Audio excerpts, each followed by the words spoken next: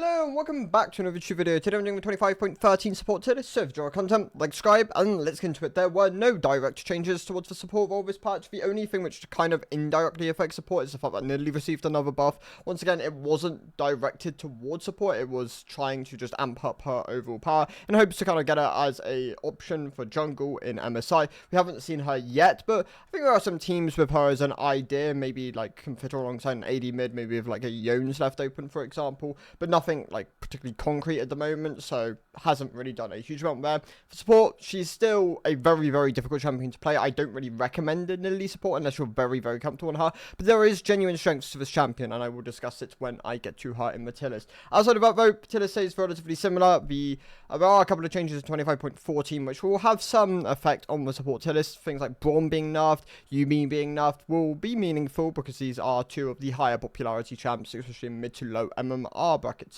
Let's get into it. So the D tier is going to kick off with the pretty standard stuff which you've seen before. But like sort of MF and Twitch are just complete non-viable champions in the support role. These picks need either an egregious amount of gold or you have to be so unbelievably comfortable at playing them, or like you've played out so many different scenarios, or you use them as like counter pick options to really get value out of them. But even then, they're just picks that I would recommend. I would never really recommend over other options. So they do remain as D tier picks at the moment. Malphite, I actually saw Malphite, I believe, in a like a high master game recently. It looked terrible. I was paired alongside the Yasuo, which is what I usually speak about as being like the common pairing when you do see a Malphite support.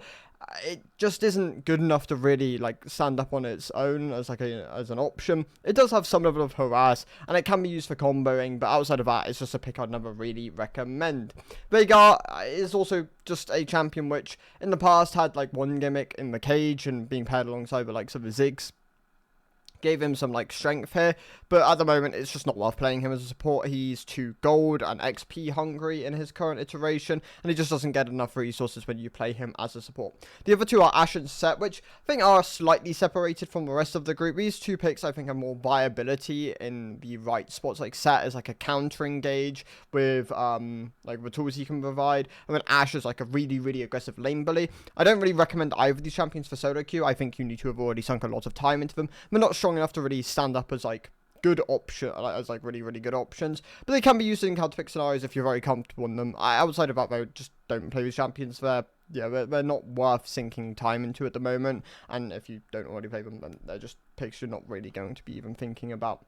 Moving on to the C tier then, it's for like some Mumu. He's easy to play, he has good CC, he just doesn't have good itemization, and he's a little on the weaker side at the moment. He's definitely not one of his stronger iterations. Gragas is a counter pick, kind of akin to Set as like an anti-engage option, does have his strengths.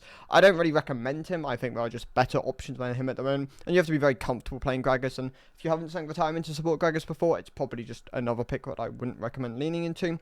Renata's just not in a great state at the moment. Obviously, if you've watched MSI over the last week or so, Kalista's been really bad. Like, I really do recommend just avoiding Kalista completely. And one of Renata's biggest strengths was the fact that she was paired alongside a Kalista. I think when a lot of the pairings just aren't that great with her at the moment, and her overall strength is just not that high, she's just a pick I would kind of recommend avoiding. That being said though, she does have strong aspects to her kit. Like, she isn't a null factor. Like, I think in the right spots into champions which can't really play around your ultimate, champions which have a hard time playing against certain aspects of her kit, I think she does have genuine strength. So she does sit towards the high end of the C tier, just a pick I wouldn't really recommend in her current iteration. Mel does better if you E-max. Obviously, most people don't max the right thing on Mel, which does deflate her win rate across the board. She's not a bad support option. I think as a counter pick, you can actually make use of this champion. I don't really recommend her though. I think there are just better alternatives, but if you play her correctly, you max the right skill order, I think she probably does bump up to like a low B tier pick, kind of in the same region as like a Hui support, for example. Silas is almost entirely a counter pick. I mean, it's just entirely a counter pick when you play him support. You have to be comfortable on him. If you're not, don't play it. If you are comfortable and you know the spots, then there are like genuine points when you can play it. I'd recommend other things over him at the moment though. The kind of push towards Bruiser Siders, Heart support Siders, and Jungle Siders quite aggressively. He needs more gold, and he doesn't have as much burst potential, so he's not going to get as much gold, and he's not going to snowball as aggressively. And that is meaningful for those two roles, which are more predicated on things like that.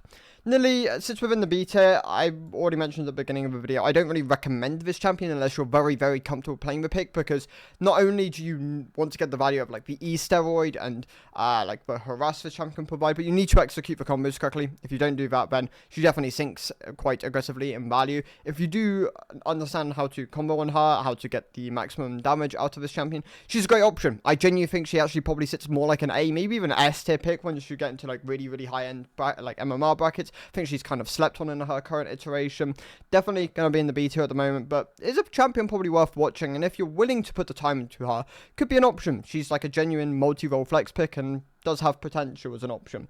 Anti-support just doesn't perform that well at the moment. I think Shrevelia just isn't in its greatest state, which is why some of these more Shrevelia orientated supports just haven't been that performant. Like Renatas, for example, who could in the past go like Shrevelia, Locket, Redemption. I'm pretty sure she almost always defaults on like Locket, Redemption at the moment. Annie was another one in the past, and right now she just isn't as good as a support option. I would recommend just playing her as a mid lane. She's very good in mid lane in her current state, and not performing as well in support role. Senna support could honestly be even dropped down to the C tier. She's incredibly gold hungry in her current iteration. And they did nerf the Enchanter variation, which I think still has spots where you can make it work, but the nerfs definitely affected it. It's not that performant of an option anymore, and she definitely sits towards the low end of the B tier in her current state.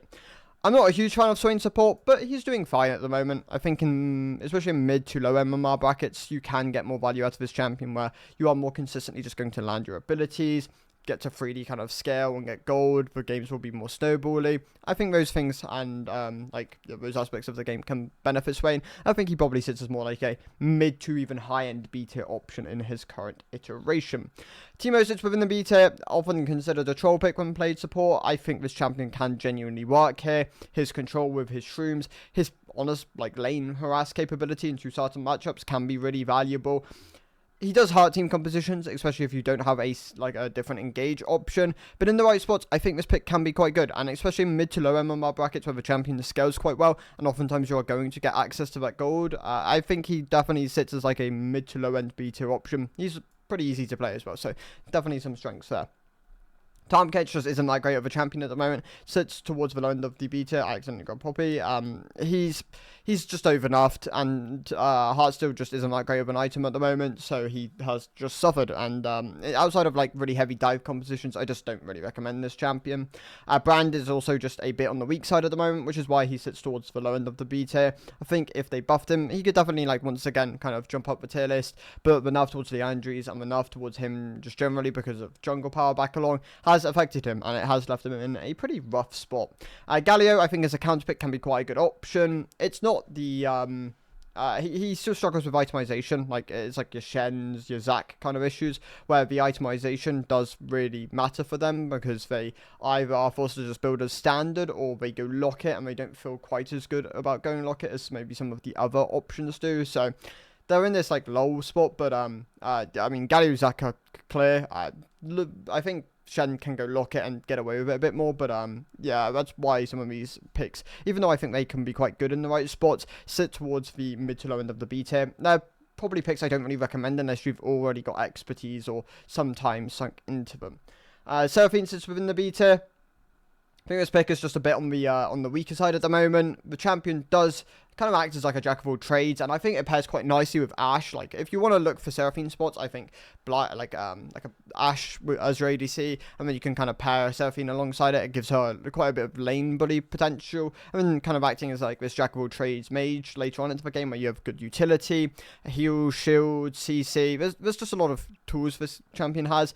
None of them really excel at the moment, which is why she is a bit lower down, but I still think this pick does, in the right spots, have the spot in the right. Whatever, I give up. She's a fine champion.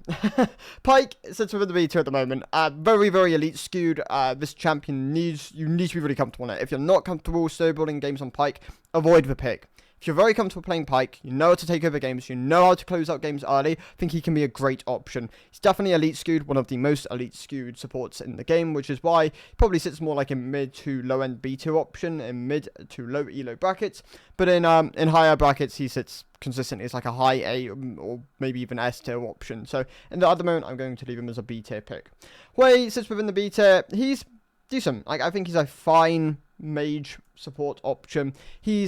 It's probably his weakest of his 3 roles, but that's like not to, I mean, his other roles are pretty strong at the moment, like bot lane Hui, pretty good, mid lane Hui, pretty good, support Hui, alright. I think if you're very comfortable on him, can be quite good, has good tools, but if you're not, then you'll probably look towards other things before you kind of like lean towards Hui.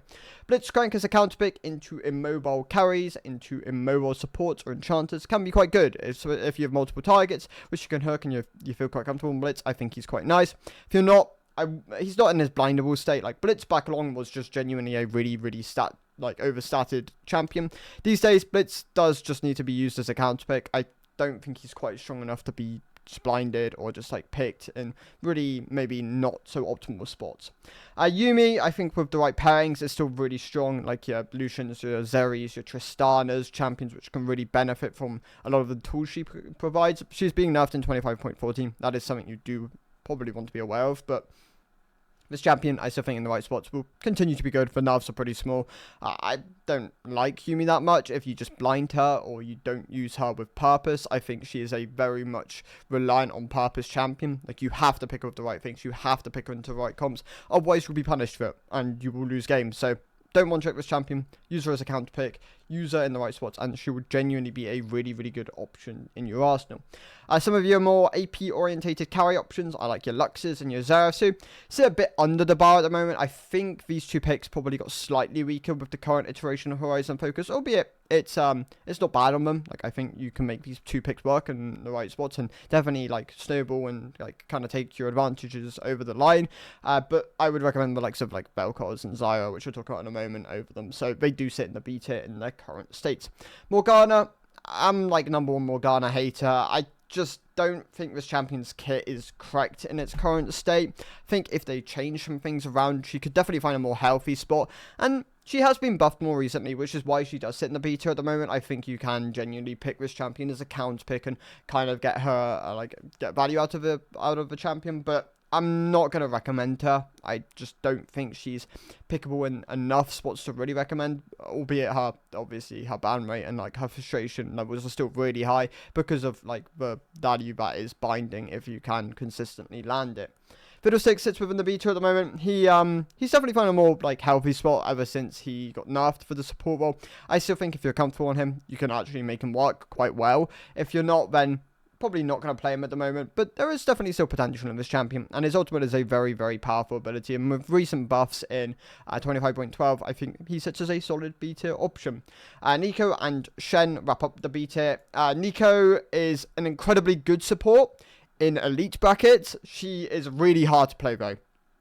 There are so many mechanics and like just hidden mechanics in this champion which you need to learn to really get the value out of her, to get good value out of her. Things like the support item, Celestial Opposition, giving her a shield on her clone, things like dropping aggro, maybe not so much dropping aggro, but like changing to different targets to take less tower damage, like how to kind of manipulate the clone to kind of like extend its duration and like use it in different ways. I think there's just a lot of tools that this champion can provide which you need to learn to really get like even S tier value out of. Like, she's probably still an S tier champion in elite brackets of play at the moment.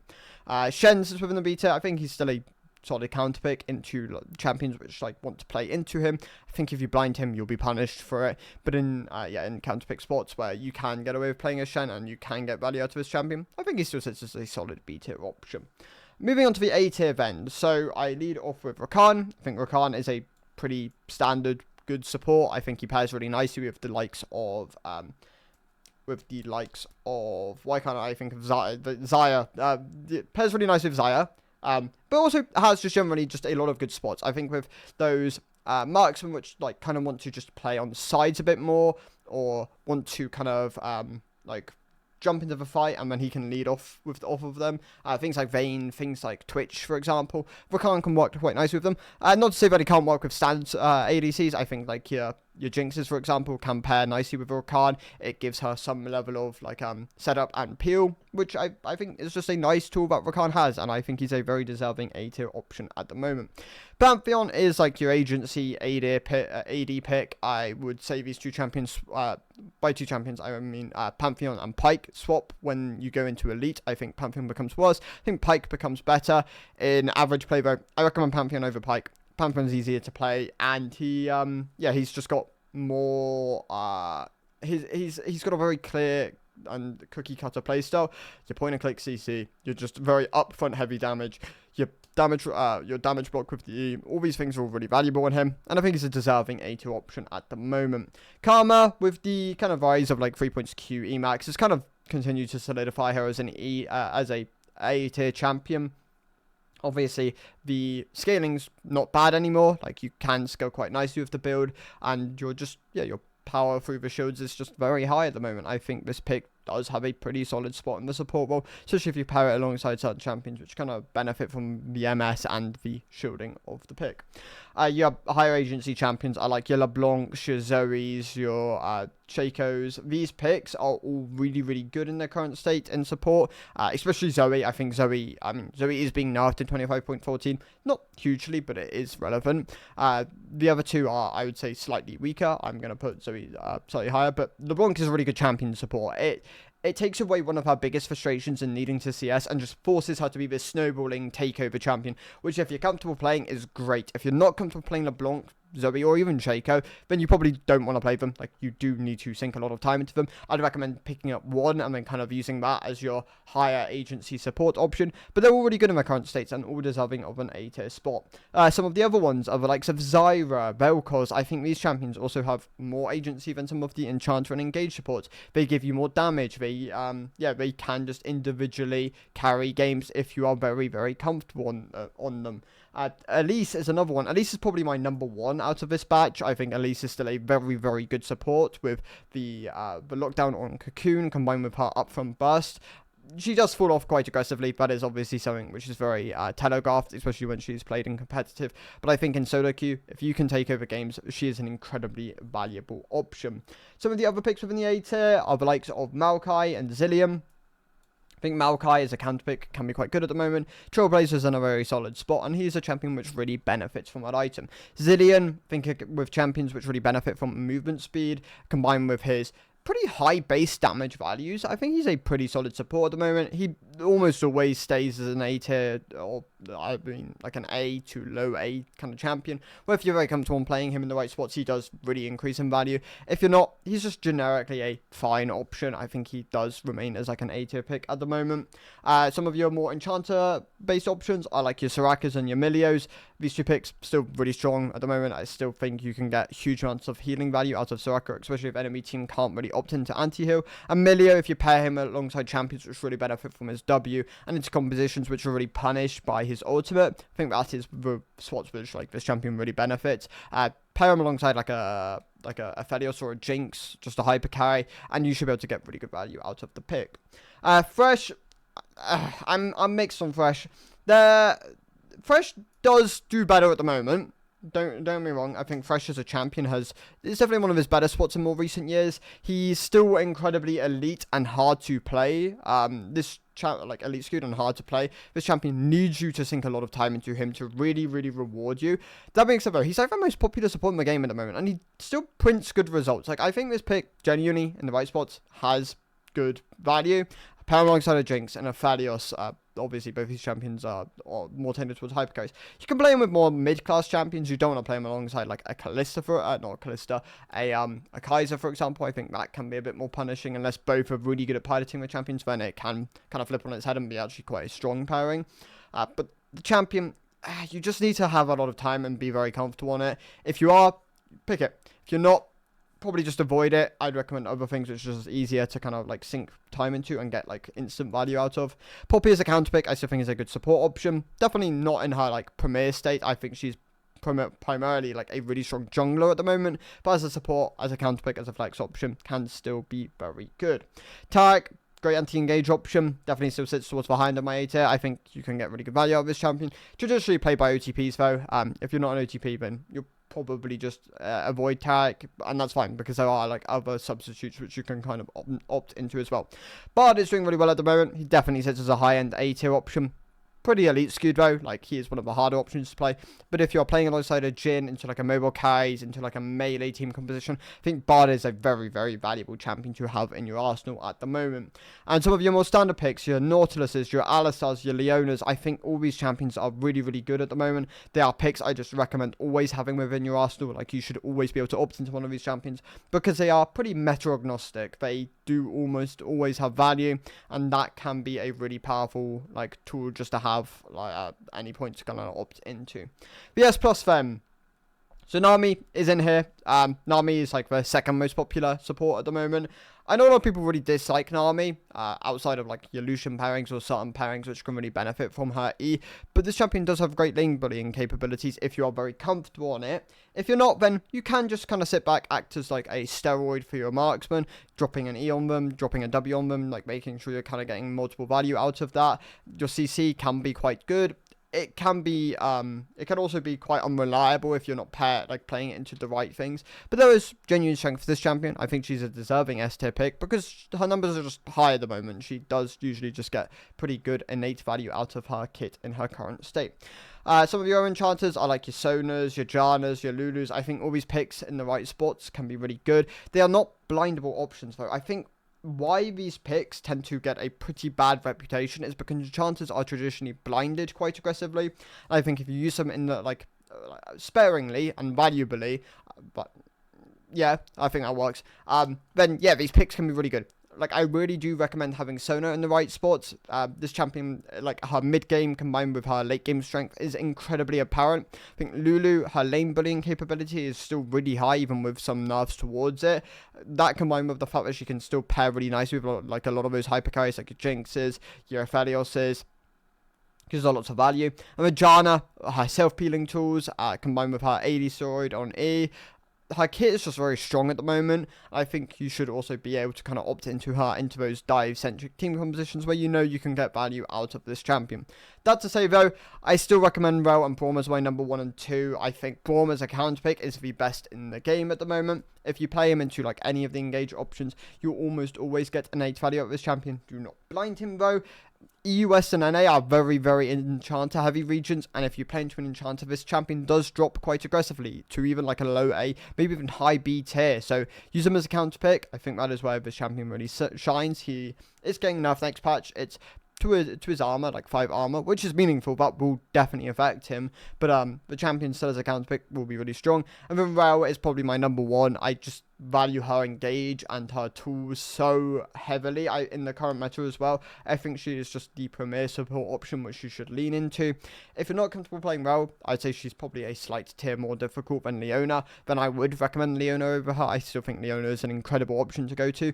But if you want like an arsenal of like those engage supports, like your Rels, your Rels, Ali's, Leona, Nautiluses, Braum as a counter pick. I think Janna or Lulu are good at enchanters to every so often opt into. And then Bard is also a great champion. I think you've got a really well-rounded pool. If you want to add in some damage, then you can go towards a Zoe or an Elise, for example. Just think there's a lot of flexibility in your support pools at the moment. I think being able to opt into what you feel really comfortable in them at the moment is really, really powerful. Thank you guys for watching. I'll see you in the next one. Goodbye.